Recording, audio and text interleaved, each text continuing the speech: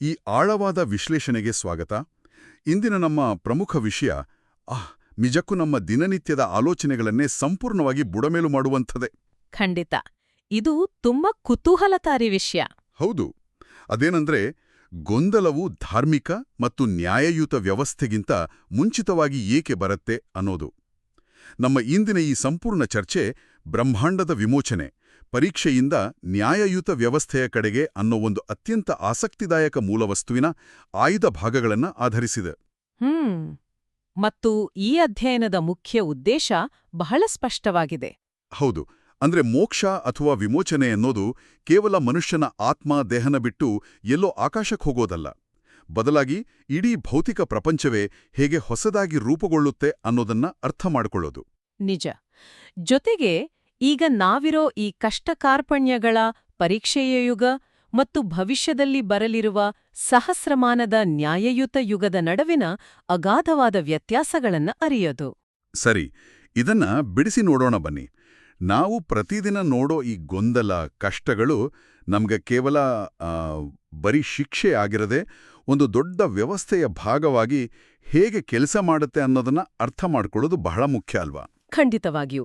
ಈ ಲೇಖಕರು ಕಟ್ಟಿಕೊಡೋ ಚಿತ್ರಣನ ನಾವು ಸ್ವಲ್ಪ ವಿಶಾಲ ದೃಷ್ಟಿಕೋನದಿಂದ ನೋಡಿದಾಗ ಅನೇಕ ವಿಷಯಗಳು ನಮ್ಗೆ ಸ್ಪಷ್ಟ ಆಗತ್ತೆ. ಮೊದಲನೇದಾಗಿ, ಇಲ್ಲಿ ಬೈಬಲ್ನ ರೋಮನ್ಸ್ 8ನೇ ಅಧ್ಯಾಯದ 19ರಿಂದ 25ನೇ ವಚನಗಳ ಒಂದು ಪ್ರಮುಖ ಉಲ್ಲೇಖ ಇದೆ. ಆ ಬ್ರಹ್ಮಾಂಡದ ವಿಮೋಚನೆಯ ಭಾಗ ಅಲ್ವಾ? ಹೌದು, ನಿಖರವಾಗಿಯೂ. ಇದರ ಪ್ರಕಾರ ಇಡೀ ಭೌತಿಕ ಪ್ರಪಂಚವೇ, ಅಂದ್ರೆ ಈ ನದಿಗಳು, ಪರ್ವತಗಳು, ಪ್ರಾಣಿ ಸಂಕುಲ ಎಲ್ಲವೂ ಭ್ರಷ್ಟಾಚಾರ ಮತ್ತು ಗೊಂದಲದ ಬಂಧನದಿಂದ ಬಿಡುಗಡೆ ಹೊಂದುವ ನಿರೀಕ್ಷೆಯಲ್ಲಿದೆ ಅಂತ ಹೇಳ್ತಾರೆ. ಅಂದ್ರೆ ದೇವರು ಈ ಭೂಮಿನ ಕೇವಲ ಒಂದು ತಾತ್ಕಾಲಿಕ ತಂಗುದಾಣ ಅಂತ ಭಾವಿಸಿ ಕೆಲ್ಸ ಮುಗಿದ ಮೇಲೆ ಕಸ ತರ ಬಿಸಾಡೋದಿಲ್ಲ ಅಂತಾಯ್ತು. ಅದೇ ಮುಖ್ಯವಾದ ಪಾಯಿಂಟ್. ಬದಲಾಗಿ ಈ ಭೂಮಿಯನ್ನೇ ಸಂಪೂರ್ಣವಾಗಿ ವಿಮೋಚನೆಗೊಳಿಸಿ, ಶುದ್ಧೀಕರಿಸಿ, ಮರುಸ್ಥಾಪನೆ ಮಾಡ್ತಾರೆ. ಆದ್ರೆ ಈ ದೊಡ್ಡ ಪ್ರಕ್ರಿಯೆಯಲ್ಲಿ ಒಂದು ಹಂತ ಇದೆ. ಈಗ ಪ್ರಸ್ತುತ ನಡೀತಾ ಇರೋ ಯುಗನ ಪರೀಕ್ಷೆಯ ಯುಗ ಅಂತ ಕರೆಯಲಾಗಿದೆ. ಪರೀಕ್ಷೆಯ ಯುಗ. ಹೌದು. ಈ ಯುಗದಲ್ಲಿ ಕೆಟ್ಟತನ, ಸಂಘರ್ಷ, ಯುದ್ಧಗಳು ಮತ್ತು ಅನ್ಯಾಯ ತುಂಬಿ ತುಳುಕ್ತಾ ಇದೆ. ಇದಕ್ಕೆ ಕಾರಣ ಏನಂದ್ರೆ, ಒಳ್ಳೆಯವರು ಮತ್ತು ಕೆಟ್ಟವರು ಇಬ್ಬರಿಗೂ ಮುಕ್ತವಾಗಿ ತಮ್ಮ ಇಚ್ಛೆಯಂತೆ ಕಾರ್ಯನಿರ್ವಹಿಸೋ, ಆಯ್ಕೆ ಮಾಡೋ ಸಂಪೂರ್ಣ ಸ್ವಾತಂತ್ರ್ಯನ ಕೊಡ್ಲಾಗಿದೆ. ಈ ಮುಕ್ತ ಸ್ವಾತಂತ್ರ್ಯದ ಕಾರಣದಿಂದಲೇ ದುಷ್ಟಶಕ್ತಿಗಳು ಅಥವಾ ಸ್ವಾರ್ಥಿ ಜನರು ತಾತ್ಕಾಲಿಕವಾಗಿ ಪ್ರಬಲರಾಗೋಕೆ ಸಾಧ್ಯ ಆಗಿದೆ ಅಂತ. ಆದರೆ ಒಂದು ನಿಮಿಷ, ಕಷ್ಟಗಳು ಮತ್ತು ಗೊಂದಲಗಳು ಬಂದ್ರೆ ಮನುಷ್ಯ ದಯೆ ತೋರೋ ಬದಲು ಇನ್ನಷ್ಟು ಸ್ವಾರ್ಥಿ ಆಗ್ತಾನಲ್ವಾ? ಅದು ಸಹಜವಾದ ಯೋಚನೆ ಅಲ್ವಾ? ತಾನು ಬದುಕಿದ್ರೆ ಸಾಕು ಅನ್ನೋ ಭಾವನೆ ಬರುತ್ತೆ. ಹಾಗಾದ್ರೆ ಈ ಗೊಂದಲ, ಈ ಅನ್ಯಾಯಗಳಿಂದ ತುಂಬಿದ ಪ್ರಪಂಚ ಹೇಗೆ ಒಳ್ಳೆಯದನ್ನು ತರೋಕ್ ಸಾಧ್ಯ? ಲೇಖಕರು ಈ ಗೊಂದಲವನ್ನೇ ಒಂದು ಉದ್ದೇಶಪೂರ್ವಕ ಪಠ್ಯಕ್ರಮ ಅಂತ ಕರೀತಾರೆ. ಇದು ಸ್ವಲ್ಪ ವಿಚಿತ್ರ ಅನ್ಸಲ್ವಾ? ಅದು ಮೇಲ್ನೋಟಕ್ಕೆ ವಿಚಿತ್ರ ಅನ್ಸಿದ್ರೂ ಅದರ ಹಿಂದಿನ ತರ್ಕ ಬಹಳ ಆಳವಾಗಿದೆ ನೋಡಿ. ಕಷ್ಟದ ಸಮಯದಲ್ಲಿ ಮನುಷ್ಯ ಸ್ವಾರ್ಥಿಯಾಗೋದು ಸಹಜ ಪ್ರವೃತ್ತಿ ಇರಬಹುದು. ಆದ್ರೆ ಅದೇ ಕಷ್ಟದ ಸಮಯದಲ್ಲಿ ಮಾತ್ರ ಬೆಳೆಯೋ ಕೆಲವು ಮೂಲಭೂತ ಸದ್ಗುಣಗಳು ಇವೆ. ಅಂದ್ರೆ ಕಷ್ಟ ಬಂದಾಗ ಮಾತ್ರ ನಮ್ಮ ನೈಜ ಗುಣ ಆಚೆ ಬರುತ್ತೆ ಅನ್ನೋ ಹಾಗೆ. ಹೌದು. ಲೇಖಕರು ಇವುಗಳನ್ನ ದೃಢತೆಯ ಸದ್ಗುಣಗಳು ಅಂತ ಕರೀತಾರೆ. ಇಂಗ್ಲಿಷ್ನಲ್ಲಿ ಗ್ರಿಟ್ ವರ್ಚ್ಯೂಸ್ ಅಂತ. ಉದಾಹರಣೆಗೆ ತಾಳ್ಮೆ, ಪರಿಶ್ರಮ ಮತ್ತೆ ಎಂಥದೇ ಪರಿಸ್ಥಿತಿಯಲ್ಲೂ ಸತ್ಯಕ್ಕೆ ಅಂಟಿಕೊಳ್ಳುವ ಛಲ. ಇವೆಲ್ಲವೂ ಸುಖದ ಸುಪ್ಪತ್ತಿಗೆಯಲ್ಲಿ ಇದ್ದಾಗ ಕಲಿಯೋಕ್ ಸಾಧ್ಯನೇ ಇಲ್ಲ. ಖಂಡಿತ ಸಾಧ್ಯವಿಲ್ಲ. ಈ ಪ್ರಸ್ತುತ ಗೊಂದಲಮಯ ಜಗತ್ತು ಒಂದು ದೊಡ್ಡ ಜರಡಿ ತರ ಕೆಲ್ಸ ಮಾಡುತ್ತೆ. ಕಷ್ಟಗಳು ಎದುರಾದಾಗ ಕೇವಲ ವೈಯಕ್ತಿಕ ಲಾಭಕ್ಕಾಗಿ, ಸ್ವಾರ್ಥಕ್ಕಾಗಿ ಸತ್ಯನ ಒಪ್ಕೊಂಡಂತೆ ನಟಿಸುವವರನ್ನ ಮತ್ತು ಸತ್ಯಕ್ಕಾಗಿ, ನ್ಯಾಯಕ್ಕಾಗಿ ತಮ್ಮ ಪ್ರಾಣವನ್ನೇ ತ್ಯಾಗ ಮಾಡೋಕೆ ಸಿದ್ಧರಿರುವವರನ್ನ ಈ ಪರಿಸ್ಥಿತಿಗಳು ಬೇರೆ ಬೇರೆ ಮಾಡ್ತವೆ. ನಿಖರವಾಗಿ. ಈ ದೃಢತೆಯ ತಳಹದಿ ಮನುಷ್ಯನಿಗೆ ಇಲ್ಲದೆ ಹೋದ್ರೆ ಭವಿಷ್ಯದ ಯಾವುದೇ ಉನ್ನತ ಮಟ್ಟದ ಆದರ್ಶ ಸಮಾಜ ಕಟ್ಟಿದ್ರೂ ಅದು ತನ್ನದೇ ಆದ ಜವಾಬ್ದಾರಿಯ ಭಾರನ ತಡೆಯಲಾರದೆ ಕುಸಿದು ಬೀಳುತ್ತೆ. ಅದೆಷ್ಟು ವಿಭಿನ್ನವಾದ ಆಲೋಚನೆ ಅಲ್ವಾ? ಇದು ನನಗೆ ಒಂದು ದೈನಂದಿನ ಉದಾಹರಣೆನ ನೆನಪಿಸ್ತಾ ಇದೆ. ನಾವು ಒಂದು ಭವ್ಯವಾದ ಮತ್ತು ಸುಂದರವಾದ ಕಟ್ಟಡ ನಿರ್ಮಾಣ ಮಾಡೋ ಮೊದಲು ಆ ಜಾಗದಲ್ಲಿ ಏನಾಡುತ್ತೆ ಅಂತ ಯೋಚಿಸಿ. ಬಹಳಷ್ಟು ಅಗೆಯುವಿಕೆ ನಡೀತಾ ಇರುತ್ತೆ. ಹೌದು, ದೊಡ್ಡ ಮಟ್ಟದ ಅಗೆಯುವಿಕೆ, ಧೂಳು, ಕಿವಿ ಒಡೆದು ಹೋಗುವಂತಹ ಶಬ್ದ, ಸಿಮೆಂಟು, ಮಣ್ಣಿನ ರಾಶಿ, ಒಟ್ನಲ್ಲಿ ಅಲ್ಲಿ ಕಣ್ಣಿಗೆ ಕಾಣೋದು ಒಂದು ದೊಡ್ಡ ಗೊಂದಲ ಮಾತ್ರ. ಆ ಗೊಂದಲ ನೋಡಿ ಯಾರಾದ್ರೂ ಅಸಹ್ಯ ಪಟ್ಕೊಳ್ಬಹುದು. ನಿಜ. ಅದೇ ಆ ಗೊಂದಲ ಇಲ್ದೆ ಆಳವಾದ ಗುಂಡಿ ತೋಡಿ ಭದ್ರವಾದ ತಳಪಾಯ ಹಾಕದೆ ಆ ಭವ್ಯ ಕಟ್ಟಡ ಆಕಾಶದೆತ್ತರಕ್ಕೆ ನಿಲ್ಲೋಕ್ ಸಾಧ್ಯನೇ ಇಲ್ಲ. ಅದೇ ರೀತಿ ಮಾನವನ ಭವಿಷ್ಯದ ಆಧ್ಯಾತ್ಮಿಕ ಭವ್ಯತೆನ ನಿರ್ಮಿಸಲು ಈ ಪ್ರಸ್ತುತ ಯುಗದ ಗೊಂದಲ ಒಂದು ಅನಿವಾರ್ಯ ತಳಪಾಯದ ಥರ ಕೆಲಸ ಮಾಡ್ತಾ ಇದೆ ಅಂತ ನಾವು ಅರ್ಥ ಮಾಡ್ಕೋಬೋದು. ನೀವು ಕೊಟ್ಟ ಕಟ್ಟಡದ ಉದಾಹರಣೆ ಈ ಸನ್ನಿವೇಶಕ್ಕೆ ಬಹಳ ನಿಖರವಾಗಿ ಹೊಂದಿಕೊಳ್ಳುತ್ತೆ. ಆದರೆ ಈ ಗೊಂದಲದ ಧೂಳಿನ ಯುಗ ಕೇವಲ ಒಂದು ತಾತ್ಕಾಲಿಕ ತರಬೇತಿ ಶಿಬಿರ ಇದ್ದ ಹಾಗೆ. ಮೂಲ ಪುಸ್ತಕದಲ್ಲಿರೋ ಒಂದು ಕುತೂಹಲಕಾರಿ ವಾದ ಏನಂದ್ರೆ, ಈ ಪರೀಕ್ಷೆಯ ಯುಗ ಶಾಶ್ವತ ಅಲ್ಲ. ಓ, ಇದು ಶಾಶ್ವತವಲ್ಲ. ಹೌದು, ಇದು ಮುಕ್ತಾಯಗೊಂಡು ಸಹಸ್ರಮಾನದ ಯುಗ ಆರಂಭ ಆಗುತ್ತೆ. ಯೇಸುಕ್ರಿಸ್ತನು ಭ್ರಷ್ಟ ಆಡಳಿತಗಳನ್ನ ಕಿತ್ತೊಗೆದು ತನ್ನದೇ ಆದ ನ್ಯಾಯಯುತ ಆಡಳಿತನ ಸ್ಥಾಪನೆ ಮಾಡಿದಾಗ ಈ ಮಹತ್ತರ ಬದಲಾವಣೆ ಸಂಭವಿಸುತ್ತೆ. ಆ ಸಹಸ್ರಮಾನದ ಯುಗ, ದ ಮಿಲೇನಿಯಂ ಅಂತ ಏನ್ ಕರೀತಾರೆ ಅದು. ಹೌದು, ಬದಲಾಗಿ ಸೂಕ್ಷ್ಮ ಸದ್ಗುಣಗಳು ಅರಳೋಕೆ ಶುರುವಾಗ್ತವೆ. ಈ ಸೂಕ್ಷ್ಮ ಸದ್ಗುಣಗಳು ಅರಳೋಕೆ ಕಷ್ಟದ ಯುಗದಲ್ಲಿ ಯಾಕೆ ಸಾಧ್ಯವಿಲ್ಲ ಅನ್ನೋದನ್ನ ಅರ್ಥ ಮಾಡ್ಕೊಳ್ಳೋದು ಬಹಳ ಮುಖ್ಯ ಅಲ್ವಾ? ಖಂಡಿತ. ಇದನ್ನ ಅರ್ಥ ಮಾಡ್ಕೊಳ್ಳೋಕೆ ನಾವೊಂದು ಹೋಲಿಕೆ ಬಳಸಬಹುದು. ಒಬ್ಬ ವಿಜ್ಞಾನಿಗೆ ಅತ್ಯಂತ ಸಂಕೀರ್ಣವಾದ ಸೂಕ್ಷ್ಮವಾದ ಪ್ರಯೋಗಗಳನ್ನ ಮಾಡೋಕೆ ಒಂದು ಶಾಂತ, ಸ್ಥಿರ ಮತ್ತು ಸುರಕ್ಷಿತವಾದ ಪ್ರಯೋಗಾಲಯ ಬೇಕು. ಅದೇ ರೀತಿ ಮನುಷ್ಯನಿಗೆ ಈ ಸೂಕ್ಷ್ಮ ಸದ್ಗುಣಗಳನ್ನ ಬೆಳೆಸ್ಕೊಳ್ಳೋಕೆ ಅಷ್ಟೇ ಸುರಕ್ಷಿತವಾದ ಮತ್ತು ನ್ಯಾಯಯುತವಾದ ವ್ಯವಸ್ಥೆ ಬೇಕಾಗುತ್ತೆ. ಸುತ್ತಲೂ ಯುದ್ಧ ನಡೀತಾ ಇರುವಾಗ, ನಾಳಿನ ಊಟಕ್ಕೆ ಗತಿ ಇಲ್ಲದಾಗ ಮನುಷ್ಯ ದಯೆ, ಕರುಣೆ, ಧ್ಯಾನದ ಬಗ್ಗೆ ಯೋಚಿಸೋದು ಕಷ್ಟ. ನಿಜ. ಗೊಂದಲ, ಭಯ ಮತ್ತು ಅನ್ಯಾಯದ ವಾತಾವರಣದಲ್ಲಿ ಈ ಉನ್ನತ ಮಟ್ಟದ ಗುಣಗಳು ಅರಳೋಕೆ ಸಾಧ್ಯನೇ ಇಲ್ಲ. ಆ ಸಹಸ್ರಮಾನದ ಯುಗ ಮನುಷ್ಯನಿಗೆ ಆ ಸುರಕ್ಷಿತ ಪ್ರಯೋಗಾಲಯನ ಒದಗಿಸುತ್ತೆ ಅಂತ ಲೇಖಕರು ಹೇಳ್ತಾರೆ. ಹೌದು. ಆ ಸುರಕ್ಷಿತ ವಾತಾವರಣದಲ್ಲಿ ಬೆಳೆಯುವ 3 ಪ್ರಮುಖ ಸೂಕ್ಷ್ಮ ಸದ್ಗುಣಗಳ ಬಗ್ಗೆ ಪುಸ್ತಕದಲ್ಲಿ ಬಹಳ ವಿಸ್ತಾರವಾಗಿ ಚರ್ಚೆ ಮಾಡಿದ್ದಾರೆ. ಅದರಲ್ಲಿ ಮೊದಲನೇದು ಸಹಾನುಭೂತಿ ಅಥವಾ ಎಂಪಥಿ. ಹೌದು, ಸಹಾನುಭೂತಿ. ಈಗಿರೋ ಗೊಂದಲ ಮತ್ತು ದಬ್ಬಾಳಿಕೆಯ ವಾತಾವರಣದಲ್ಲಿ ನಮ್ಮ ದೌರ್ಬಲ್ಯಗಳನ್ನ ಬೇರೆಯವರ ಮುಂದೆ ಪ್ರದರ್ಶನ ಮಾಡೋದು ಅತ್ಯಂತ ಅಪಾಯಕಾರಿ ಕೆಲಸ. ನಾವು ಬೇರೆಯವರ ಕಷ್ಟಕ್ಕೆ ಕರಗಿ ಸ್ಪಂದಿಸಕ್ ಹೋದ್ರೆ ನಮ್ಮನ್ನೇ ಬಳಸ್ಕೊಂಡು ಮೋಸ ಮಾಡೋ ಜನರಿದ್ದಾರೆ ಈಗಿನ ಕಾಲದಲ್ಲಿ. ಖಂಡಿತ. ಆದ್ರೆ ಸಂಪೂರ್ಣ ನ್ಯಾಯಯುತ ವ್ಯವಸ್ಥೆಯಲ್ಲಿ ಇತರರ ಕಷ್ಟನ ಸಂಪೂರ್ಣವಾಗಿ ಅರ್ಥ ಮಾಡ್ಕೊಳ್ಳೋದು, ಅವರೊಡನೆ ನಿಲ್ಲೋ ಸುರಕ್ಷತೆ ಇರುತ್ತೆ. ಅಲ್ಲಿ ಮೋಸ ಹೋಗ್ತುವಿ ಅನ್ನೋ ಭಯನೇ ಇರೋದಿಲ್ಲ. ಎಂಥ ಸುಂದರವಾದ ವ್ಯವಸ್ಥೆ! ಇದನ್ನೇ ವಿವೇಚನೆ ಅಂತ ಕರೆಯೋದು. ಮತ್ತು ಇದು ಎರಡನೆಯ ಸೂಕ್ಷ್ಮ ಸದ್ಗುಣ. ದೇವರ ದೃಷ್ಟಿಕೋನನ ಬದುಕಿನ ಆಳವಾದ ಸತ್ಯಗಳನ್ನ ಅರ್ಥ ಮಾಡ್ಕೊಳ್ಳೋಕೆ ಮನುಷ್ಯನಿಗೆ ಮೌನ ಮತ್ತು ಏಕಾಂತದ ಅಗತ್ಯ ಇದೆ. ಹೌದು. ನಮ್ಮ ಇಂದಿನ ಜಗತ್ತಿನ ಗೊಂದಲ, ವಾಹನಗಳ ಶಬ್ದ, ಸಾಮಾಜಿಕ ಜಾಲತಾಣಗಳ ಅಬ್ಬರ ಮತ್ತು ಜೀವನದ ಹೋರಾಟಗಳ ನಡುವೆ ಈ ಆಳವಾದ ಚಿಂತನೆ ಸಾಧ್ಯನೇ ಇಲ್ಲ. ಆದ್ರೆ ಆ ಸಹಸ್ರಮಾನದ ಶಾಂತಿಯುತ ಯುಗದಲ್ಲಿ ಮನುಷ್ಯನಿಗೆ ಸತ್ಯನ ವಿವೇಚಿಸೋ ಆಂತರಿಕ ಮೌನ ಸಹಜವಾಗಿ ಒದಗಿಬರುತ್ತೆ. ಇನ್ನು 3ನೇದು ತ್ಯಾಗಮಯೀ ಪ್ರೀತಿ.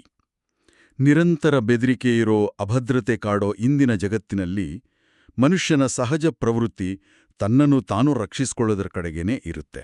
ಸೆಲ್ಫ್ ಪ್ರಿಸರ್ವೇಷನ್ ಅಂತ ಹೇಳ್ತೀವಲ್ಲ, ಅದು. ಹೌದು. ತಾನು ಬದುಕುಳಿಯೋ ಹೋರಾಟದಲ್ಲಿ ಬೇರೆಯವರ ಬಗ್ಗೆ ಯೋಚಿಸೋ ವ್ಯವಧಾನ ಇರೋದಿಲ್ಲ. ಆದರೆ ನ್ಯಾಯಯುತ ವ್ಯವಸ್ಥೆಯಲ್ಲಿ ತ್ಯಾಗ ಅನ್ನೋದು ಕೇವಲ ಒಬ್ಬ ವ್ಯಕ್ತಿಯ ನಡೆಯಾಗಿರದೆ ಇಡೀ ಸಮುದಾಯದ ಪರಸ್ಪರ ಹಂಚಿಕೆಯಾಗಿ ಬೆಳೆಯುತ್ತೆ. ಒಬ್ರು ನೀಡಿದಾಗ ಇಡೀ ಸಮಾಜ ಆ ಪ್ರೀತಿನ ಮರಳಿ ನೀಡುವ ಒಂದು ಸುಂದರ ಸರಪಳಿಯಲ್ಲಿ ನಿರ್ಮಾಣ ಆಗುತ್ತೆ. ಇದೆಲ್ಲ ಕೇಳ್ತಾ ಇದ್ರೆ ಆ ಸಹಸ್ರಮಾನದ ಯುಗದಲ್ಲಿ ಜನರ ದೈನಂದಿನ ಜೀವನ ಶೈಲಿ ಹೇಗಿರ್ಬೋದು ಅನ್ನೋ ಕುತೂಹಲ ಮೂಡುತ್ತೆ. ಪುಸ್ತಕದಲ್ಲಿ ಆರಾಧನೆ ಮತ್ತು ಕೆಲಸದ ಸಂಸ್ಕೃತಿಯ ಬಗ್ಗೆ ಹೇಳಿರೋ ವಿಷಯಗಳಂತೂ ನಾವು ಈಗ ನೋಡ್ತಾ ಇರೋ ಪ್ರಪಂಚಕ್ಕಿಂತ ಸಂಪೂರ್ಣ ಭಿನ್ನವಾಗಿದೆ. ಹೌದು, ಸಂಪೂರ್ಣ ಬೇರೆ ಆಯಾಮ ಅದು. ಇಲ್ಲಿ ಅತ್ಯಂತ ಆಸಕ್ತಿದಾಯಕ ವಿಷಯ ಏನಂದ್ರೆ, ಧರ್ಮ ಅನ್ನೋ ಒಂದು ಸಾಂಸ್ಥಿಕ ವ್ಯವಸ್ಥೆನೇ ಇರೋದಿಲ್ಲವಂತೆ. ಹೌದು, ಕಟ್ಟುನಿಟ್ಟಾದ ನಿಯಮಗಳು, ದೇವಸ್ಥಾನ, ಚರ್ಚ್ಗಳೆಂಬ ಕಟ್ಟಡಗಳ ಹಂಗು, ಈ ಪುರೋಹಿತಶಾಹಿ ವ್ಯವಸ್ಥೆ ಇವೆಲ್ಲವೂ ಕಣ್ಮರೆಯಾಗ್ತವೆ. ಆರಾಧನೆ ಅನ್ನೋದು ಉಸಿರಾಟದಷ್ಟೇ ದೈನಂದಿನ ಜೀವನದ ಒಂದು ಸಹಜ ಅಂಗ ಆಗುತ್ತೆ. ಯಾರು ಬೇಕಾದ್ರೂ ಯಾವಾಗ ಬೇಕಾದ್ರೂ ಯಾವುದೇ ಕಟ್ಟಳೆಗಳಿಲ್ಲದೆ ದೇವರೊಂದಿಗೆ ನೇರ ಸಂಪರ್ಕ ಹೊಂದುವ ಮುಕ್ತ ವಾತಾವರಣ ಇರುತ್ತೆ. ಮತ್ತು ಆ ಕಾಲದ ಕೆಲ್ಸದ ಸಂಸ್ಕೃತಿಯಲ್ಲಿನ ಬದಲಾವಣೆ ಇನ್ನಷ್ಟು ಗಮನಾರ್ಹವಾಗಿದೆ. ಇಂದಿನ ಈ ಬಂಡವಾಳಶಾಹಿ ವ್ಯವಸ್ಥೆ ಮತ್ತು ಕೇವಲ ಲಾಭಕ್ಕಾಗಿ, ದುಡ್ಡಿಗಾಗಿ ದುಡಿಯುವ ಪದ್ಧತಿ ಸಂಪೂರ್ಣವಾಗಿ ಇಲ್ಲವಾಗುತ್ತೆ. ಅಂದ್ರೆ ಕೆಲ್ಸ ಅನ್ನೋದು ಕೇವಲ ಹೊಟ್ಟೆಪಾಡಿಗಾಗಿ ಮನೆ ಇಎಂಐ ಕಟ್ಟೋದಕ್ಕಾಗಿ ಮಾಡೋ ಯಾಂತ್ರಿಕ ಪ್ರಕ್ರಿಯೆ ಆಗಿರೋದಿಲ್ಲ. ಖಂಡಿತ ಇಲ್ಲ. ಅದು ಇಡೀ ಸಮಾಜದ ಒಳಿತಿಗಾಗಿ ಮಾಡೋ ಸೇವೆ ಆಗುತ್ತೆ. ಕಚೇರಿಗಳಲ್ಲಿ ಮೇಲಧಿಕಾರಿಗಳು ಮತ್ತು ಕೈಕೆಳಗಿನ ಕೆಲಸಗಾರರ ನಡುವೆ ನೈಜ ಸಮಾನತೆ ಇರುತ್ತೆ. ನಾಯಕರಿಗೆ ಅತಿಯಾದ ವೇತನ ಅಥವಾ ವಿಶೇಷ ಸವಲತ್ತುಗಳು ಇರೋದಿಲ್ಲ. ನಾವೀಗ ನೋಡೋ ಆಫೀಸ್ ಪಾಲಿಟಿಕ್ಸ್, ಒಬ್ಬರನ್ನೊಬ್ರು ತುಳಿದು ಮೇಲ್ಬರೋ ತಂತ್ರಗಳು ಆ ವ್ಯವಸ್ಥೆಯಲ್ಲಿ ಸಂಪೂರ್ಣವಾಗಿ ವಿಫಲ ಆಗುತ್ತೆ ಅಂತ ಹೇಳ್ಬೋದು. ವಿಫಲ ಆಗುತ್ತೆ. ಯಾಕಂದ್ರೆ ಅಲ್ಲಿನ ನಾಯಕತ್ವ ಅಧಿಕಾರದ ಬಲದಿಂದಲ್ಲ, ಬದಲಾಗಿ ಪ್ರಾಮಾಣಿಕತೆ ಮತ್ತು ನ್ಯಾಯದ ತಳಹದಿಯ ಮೇಲೆ ನಿಂತಿರುತ್ತೆ.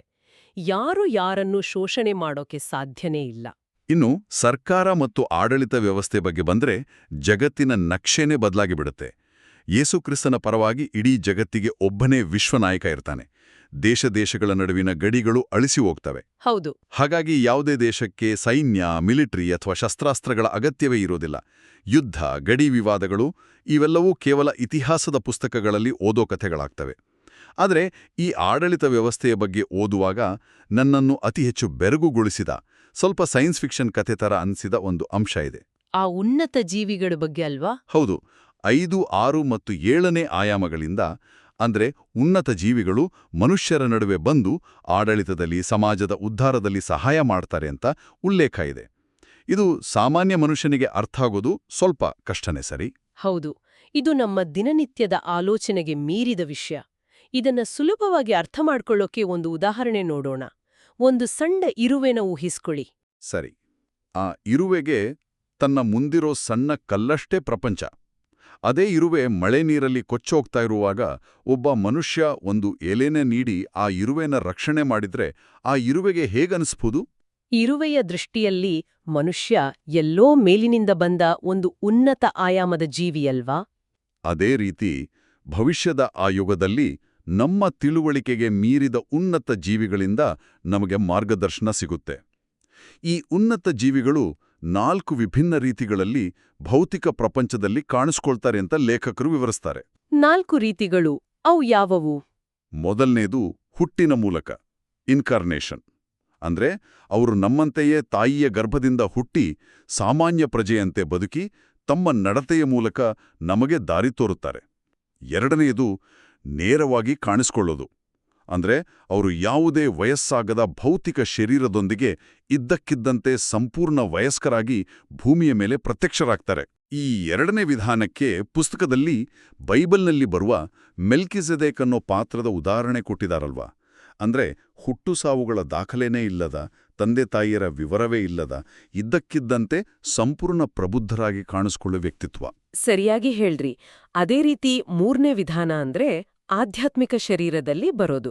ಬೈಬಲ್ನ ಜೆನೆಸಿಸ್ ಪುಸ್ತಕದಲ್ಲಿ ಅಬ್ರಹಾಮನಿಗೆ ಕಾಣಿಸ್ಕೊಂಡ ಆ 3 ದೇವದೂತರಂತೆ ಅವರು ಭೌತಿಕ ನಿಯಮಗಳಿಗೆ ಅತೀತರಾಗಿರ್ತಾರೆ.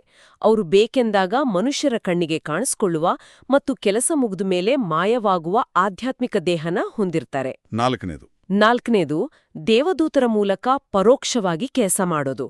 ಅಂದ್ರೆ ತಾವೇ ಖುದ್ದಾಗಿ ಭೂಮಿಗೆ ಬರ್ದಿದ್ರೂ ತಮ್ಮ ಪ್ರತಿನಿಧಿಗಳ ಮೂಲಕ ಅಥವಾ ಸಂದೇಶಗಳ ಮೂಲಕ ಭೂಮಿಯ ಮೇಲಿನ ವ್ಯವಸ್ಥೆಗೆ ನಿರಂತರ ಮಾರ್ಗದರ್ಶನ ನೀಡ್ತಾರೆ. ಈ 4 ವಿಧಾನಗಳು ಭವಿಷ್ಯದ ಆಡಳಿತ ಕೇವಲ ಮಾನವ ನಿರ್ಮಿತ ರಾಜಕೀಯ ವ್ಯವಸ್ಥೆಯಾಗಿರದೆ ಹೇಗೆ ಒಂದು ಉನ್ನತ ಆಧ್ಯಾತ್ಮಿಕ ಸಮನ್ವಯತೆಯನ್ನು ಹೊಂದಿರುತ್ತೆ ಅನ್ನೋದನ್ನ ಬಹಳ ಸ್ಪಷ್ಟವಾಗಿ ತೋರಿಸ್ತವೆ. ಹೌದು. ಆಡಳಿತ ಮತ್ತು ಸಮಾಜದ ಬಗ್ಗೆ ಮಾತಾಡಿದ ಮೇಲೆ ನಾವು ದೈನಂದಿನ ಅಸ್ತಿತ್ವ ಮತ್ತು ಜೀವಶಾಸ್ತ್ರದಲ್ಲಿ ಹಾಗೆ ಪ್ರಕೃತಿಯಲ್ಲಿ ಆಗೋ ವಿಸ್ಮಯಕಾರಿ ಬದಲಾವಣೆಗಳ ಬಗ್ಗೆನೂ ಗಮನಹರಿಸಬೇಕು. ಆ ಸಹಸ್ರಮಾನದ ಯುಗದಲ್ಲಿ ಮನುಷ್ಯನ ಜೀವಿತಾವಧಿ ಬರೋಬ್ಬರಿ 200 ವರ್ಷಗಳಿಗೆ ಏರುತ್ತೆ ಅಂತ ಹೇಳಲಾಗಿದೆ. 200 ವರ್ಷ? ಈಗಿನ ಕಾಲದಲ್ಲಿ 70-80 ವರ್ಷ ಬದುಕೋದೇ ಕಷ್ಟ ಆಗಿರುವಾಗ 200 ವರ್ಷಗಳ ಆಯಸ್ಸು ಎಂದರೆ ಕಲ್ಪನೆಗೂ ನಿಲ್ಕದ ವಿಷಯ. ರೋಗ ರುಜಿನಗಳು, ಸಾಂಕ್ರಾಮಿಕ ಕಾಯಿಲೆಗಳು ಸಂಪೂರ್ಣವಾಗಿ ದೂರ ಆಗ್ತವೆ. ಇದರ ನೇರ ಪರಿಣಾಮ ಅಂದ್ರೆ ಇಂದಿನಂತೆ ಆಸ್ಪತ್ರೆಗಳ, ಔಷಧಿ ಕಂಪನಿಗಳ ಮತ್ತು ವೈದ್ಯಕೀಯ ವ್ಯವಸ್ಥೆಯ ಅಗತ್ಯವೇ ಇರೋದಿಲ್ಲ. ಮನುಷ್ಯ 200 ವರ್ಷ ಬದುಕ್ತಾನೆ ಅನ್ನೋದರ ಹಿಂದಿನ ಒಳನೋಟನ ನಾವು ಗಮನಿಸಬೇಕು. ಭೂಮಿ ತನ್ನ ಮೂಲ ಶುದ್ಧ ರೂಪಕ್ಕೆ ಮರಳಿದಾಗ ಮನುಷ್ಯನ ದೇಹ ಮತ್ತು ಪ್ರಕೃತಿಯ ನಡುವಿನ ಸಂಬಂಧ ಸಂಪೂರ್ಣವಾಗಿ ಬದಲಾಗುತ್ತೆ. ಅಂದ್ರೆ ಆಹಾರ ಪದ್ಧತಿಯಲ್ಲೂ ಬದಲಾವಣೆ ಆಗುತ್ತಾ? ಖಂಡಿತ. ಇದೇ ಕಾರಣಕ್ಕೆ ಆಹಾರ ಪದ್ಧತಿಯಲ್ಲೂ ಕ್ರಾಂತಿಕಾರಿ ಬದಲಾವಣೆ ಆಗುತ್ತೆ. ಮನುಷ್ಯರು ಸಂಪೂರ್ಣವಾಗಿ ಸಸ್ಯಾಹಾರಿಗಳಾಗ್ತಾರೆ. ಕೇವಲ ಹಣ್ಣು, ತರಕಾರಿ ಮತ್ತು ಕಾಳುಗಳನ್ನ ಮಾತ್ರ ಸೇವಿಸ್ತಾರೆ. ಅಷ್ಟೇ ಅಲ್ಲ, ಪ್ರಾಣಿಗಳು ಸಹ ಒಂದನ್ನೊಂದು ಬೇಟೆ ಆಡೋದನ್ನ ನಿಲ್ಲಿಸ್ತವೆ. ಪ್ರಾಣಿಗಳು ಕೂಡ ಸಸ್ಯಾಹಾರಿಗಳಾಗ್ತಾವ? ಹೌದು, ಪರಿಸರದಲ್ಲಿರೋ ಬಲಿಷ್ಠವಾದದ್ದು ಮಾತ್ರ ಬದುಕುಳಿಯುತ್ತೆ ಅನ್ನೋ ಕ್ರೂರ ನಿಯಮ ಅಲ್ಲಿರೋದಿಲ್ಲ. ಸಿಂಹ ಮತ್ತು ಹಸು ಒಟ್ಟಿಗೆ ಮೇಯ್ತಾಯಿವೆ ಅನ್ನುವಂತಹ ಚಿತ್ರಣ ಅಲ್ಲಿ ಸಾಕಾರ ಆಗುತ್ತೆ. ಪ್ರಕೃತಿಯ ನಿಯಮಗಳೇ, ಇಡೀ ಜೀವಸಂಕುಲದ ಮೂಲ ಸ್ವಭಾವವೇ ಸಂಪೂರ್ಣವಾಗಿ ಶಾಂತಿಯುತವಾಗಿ ಬದಲಾಗೋ ಈ ಚಿತ್ರಣ ನಿಜಕ್ಕೂ ಅದ್ಭುತವಾಗಿದೆ. ಪರಿಸರ ಮತ್ತು ಭೂಮಿಯ ಭೌತಿಕ ಲಕ್ಷಣಗಳ ಬಗ್ಗೆ ಹೇಳಿರೋ ವಿಷಯಗಳು ಇನ್ನಷ್ಟು ಆಶ್ಚರ್ಯ ತರ್ತವೆ. ಮಳೆಯ ಅಗತ್ಯವೇ ಇರೋದಿಲ್ಲಂತೆ. ಹೌದು. ಭೂಮಿಯ ಮೇಲಿಂದ ಮಳೆ ಸುರಿಯುವ ಬದಲು ಭೂಮಿಯ ಒಳಗಿನ ಮೂಲಗಳಿಂದಲೇ ನೀರು ಮೇಲಕ್ಕೆ ಬಂದು ಇಡೀ ಭೂಮಿಯ ಸಸ್ಯಶ್ಯಾಮಲತೆನ ಪೋಷಿಸುತ್ತೆ. ಹಾಗೆಯೇ ಬೃಹದಾಕಾರದ ಸಮುದ್ರಗಳು ನಿಧಾನವಾಗಿ ಕಣ್ಮರೆಯಾಗಿ ವಾಸಯೋಗ್ಯ ಭೂಮಿ ಹೆಚ್ಚಾಗತ್ತೆ. ಹವಾಮಾನ ಯಾವಾಗಲೂ ಶಾಂತ ಮತ್ತು ಸ್ಥಿರವಾಗಿರುತ್ತೆ. ಚಂಡಮಾರುತ, ಭೂಕಂಪದಂತಹ ಪ್ರಕೃತಿ ವಿಕೋಪಗಳು ಇರೋದಿಲ್ಲ. ಎಲ್ಲಕ್ಕಿಂತ ಹೆಚ್ಚಾಗಿ ಭೂಮಿಯು ಹಿಂದೆಂದೂ ನೋಡಿರದ, ಮನುಷ್ಯನ ಕಣ್ಣಿಗೆ ಇದುವರೆಗೂ ಗೋಚರಿಸದ ಹೊಸ ಬಣ್ಣಗಳನ್ನ, ಹೊಸ ಕಾಂತಿಯನ್ನ ಹೊಮ್ಮಿಸುತ್ತೆ ಅನ್ನೋದು ಓದುಗರಲ್ಲಿ ಒಂದು ಸುಂದರ ಕನಸನ್ನ ಬಿತ್ತುತ್ತೆ. ಈ ಸುಂದರ ಕನಸು, ಈ ಎಲ್ಲ ಅದ್ಭುತ ಭವಿಷ್ಯದ ಚಿತ್ರಣನ ಕೇಳಿದಾಗ ನಮ್ಮಲ್ಲಿ ಮೂಡುವ ಅತ್ಯಂತ ಪ್ರಮುಖ ಪ್ರಶ್ನೆ ಏನಂದ್ರೆ, ಸಾವಿರಾರು ವರ್ಷಗಳ ನಂತರ ಬರಬಹುದಾದ ಈ ಸುಂದರ ಯುಗದ ಬಗ್ಗೆ ಈಗ ಈ ಗೊಂದಲಮಯ ದಿನಗಳಲ್ಲಿ ತಿಳಿದುಕೊಂಡು ನಾವೇನು ಮಾಡಬೇಕು? ಸರಿಯಾದ ಪ್ರಶ್ನೆ. ಈ ಬೃಹತ್ ಕಲ್ಪನೆಗಳನ್ನ ನಮ್ಮ ಪ್ರಾಯೋಗಿಕ ಜೀವನಕ್ಕೆ ಹೇಗೆ ಅನ್ವಯಿಸ್ಕೊಳ್ಬಹುದು? ಲೇಖಕರು ಈ ಅದ್ಭುತ ಭವಿಷ್ಯನ ಕೇವಲ ಒಂದು ಕಾಲ್ಪನಿಕ ಕಥೆ ತರ ಹೇಳದೆ ಇಂದಿನ ಜೀವನಕ್ಕೆ ಅನ್ವಯಿಸೋಕೆ ಹಲವು ಪ್ರಾಯೋಗಿಕ ಅಂಶಗಳನ್ನ ನೀಡಿದ್ದಾರೆ. ಅವು ಯಾವುವು? ಮೊದಲನೇದಾಗಿ, ನಾವು ಎದುರಿಸ್ತಾ ಇರೋ ಈ ಪರೀಕ್ಷೆಯ ಯುಗವನ್ನ ಅದರ ಎಲ್ಲ ಕಷ್ಟಗಳೊಂದಿಗೆ ಒಪ್ಪುಕೊಳ್ಳೋದು. ನಮ್ಮ ಬದುಕಿನಲ್ಲಿ ಬರೋ ಕಷ್ಟಗಳನ್ನ, ಅನ್ಯಾಯಗಳನ್ನ ಕೇವಲ ದೂಷಿಸುವ ಬದಲು ಅವುಗಳನ್ನ ತಾಳ್ಮೆ ಮತ್ತು ದೃಢತೆನ ಬೆಳೆಸ್ಕೊಳ್ಳೋಕೆ ಬಳಸ್ಕೊಳ್ಬೇಕು. ಅಂದ್ರೆ ಕಷ್ಟಗಳನ್ನ ಎದುರಿಸೋ ನಮ್ಮ ದೃಷ್ಟಿಕೋನವೇ ಬದಲಾಗಬೇಕು. ಕಷ್ಟಗಳು ಬಂದಾಗ ಕುಸ್ತು ಬೀಳ್ದೆ ಅವು ನಮ್ಮ ಆಂತರಿಕ ಶಕ್ತಿನ ಹೆಚ್ಚಿಸೋ ಜಿಮ್ ತರಬೇತಿ ಅಂತ ಭಾವಿಸ್ಬೇಕು. ನಿಖರವಾಗಿ. ಜೊತೆಗೆ ಆ ಭವಿಷ್ಯದ ಸಹಸ್ರಮಾನದ ಸದ್ಗುಣಗಳನ್ನ ನಾವೀಗ್ಲೇ ಅಭ್ಯಾಸ ಮಾಡೋಕೆ ಪ್ರಯತ್ನಿಸ್ಬೋದು ಅಲ್ವಾ?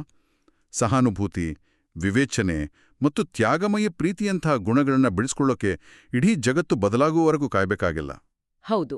ನಮ್ಮ ಮನೆ, ನಮ್ಮ ಕಚೇರಿ ಮತ್ತು ನಮ್ಮ ಸಣ್ಣ ಸಮುದಾಯಗಳಲ್ಲಿ ಇವು ಬೆಳೆಯಲು ಪೂರಕವಾದ ಸಣ್ಣ ನ್ಯಾಯಯುತ ವ್ಯವಸ್ಥೆಯ ತುಣುಕುಗಳನ್ನ ನಾವೇ ಸೃಷ್ಟಿ ಮಾಡಬಹುದು. ಕನಿಷ್ಠ ನಮ್ಮ ಸುತ್ತಮುತ್ತಲಿನ ಜನರೊಂದಿಗಾದರೂ ಆ ಭವಿಷ್ಯದ ಯುಗದಂತೆ ಪ್ರಾಮಾಣಿಕವಾಗಿ ವರ್ತಿಸೋಕೆ ನಮಗೆ ಯಾವ ಅಡ್ಡಿಯೂ ಇಲ್ಲ. ಹೌದು.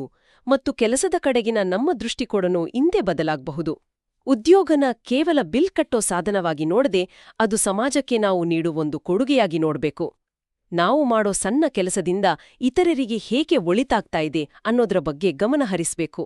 ಹಾಗೆ ನಾಯಕತ್ವದ ಸ್ಥಾನದಲ್ಲಿದ್ದಾಗ ದರ್ಪ ತೋರೋ ಬದಲು ನೈತಿಕತೆಗೆ ಪ್ರಾಮುಖ್ಯತೆ ನೀಡಬೇಕು. ಈ ಎಲ್ಲಾ ಸಣ್ಣ ಬದಲಾವಣೆಗಳು ಆ ದೊಡ್ಡ ಭವಿಷ್ಯದ ಯುಗಕ್ಕೆ, ಆ ಹೊಸ ಭೂಮಿಗೆ ನಮ್ಮನ್ನು ನಾವು ಮಾನಸಿಕವಾಗಿ ಮತ್ತು ಆಧ್ಯಾತ್ಮಿಕವಾಗಿ ಸಿದ್ಧಪಡಿಸಿಕೊಳ್ಳೋ ಪ್ರಕ್ರಿಯೆಯಾಗಿದೆ. ಸರಿ, ನಾವು ಈ ಸುದೀರ್ಘ ಚರ್ಚೆಯ ಕೊನೆಯ ಘಟ್ಟಕ್ಕೆ ಬಂದಿದ್ದೇವೆ.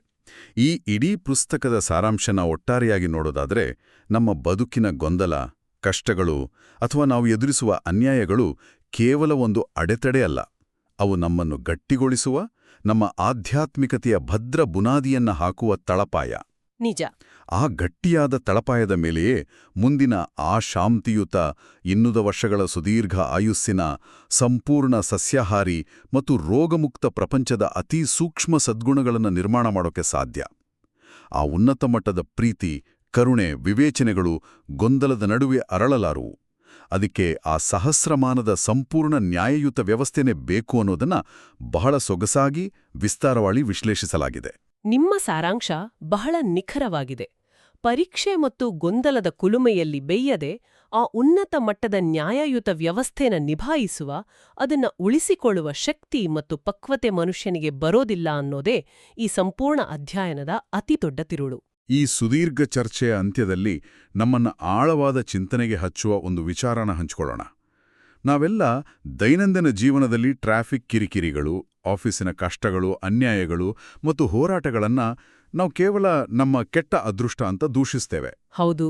ಆದರೆ ಭವಿಷ್ಯದ 200 ವರ್ಷಗಳ ಸುದೀರ್ಘ ರೋಗಮುಕ್ತ ಮತ್ತು ಅತ್ಯಂತ ಸೂಕ್ಷ್ಮ ಸಹಾನುಭೂತಿಯುಳ್ಳ ಶಾಂತಿಯುತ ಜೀವನನ್ನ ನಿಭಾಯಿಸೋಕೆ ನಮಗೆ ಪ್ರಸ್ತುತ ನೀಡಲಾಗ್ತಾ ಇರೋ ಒಂದು ಕಠಿಣ ಮಾನಸಿಕ ತರಬೇತಿನೇ ಈ ಗೊಂದಲ ಅಂತ ಭಾವಿಸಿದ್ರೆ ಹೀಗಿರುತ್ತೆ.